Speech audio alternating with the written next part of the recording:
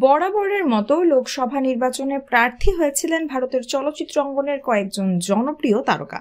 চলুন জেনে নেওয়া যাক ভোট যুদ্ধে জিতলেন কোন কোন তারকা। এ তালিকায় প্রথমে চলে আসে শত্রুঘ্ন সিনহার নাম। লোকসভা নির্বাচনে আসানসোল আসনে ত্রিমুখী লড়াই হয়েছে।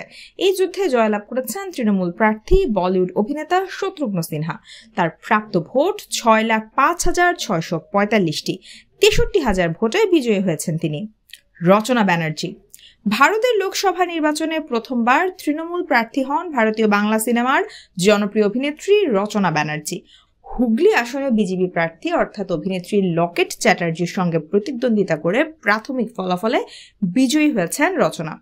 রবি কৃষাণ ভারতীয় জনতা পার্টির প্রার্থী হয়ে এবারে নির্বাচনে লড়েছেন অভিনেতা রবি কৃষাণ। উত্তরপ্রদেশের গোরখপুর থেকে প্রতিদ্বন্দ্বিতা করছেন তিনি। 5,85,834 ভোট পেয়ে প্রাথমিক ফলাফলে বিজয়ী তিনি। কঙ্গনা রানওয়াত বলিউডের বিতর্কিত অভিনেত্রী কঙ্গনা প্রথমবার ভারতীয় জনতা পার্টির প্রার্থী হয়ে এবারে নির্বাচনে লড়ার সিদ্ধান্ত নিয়েছিলেন তিনি। হিমাচল প্রদেশের মান্ডি আসনে প্রাথমিক ফলাফলে বিজয়ী হয়েছেন কঙ্গনা। তার প্রাপ্ত ভোট 5,37,022টি।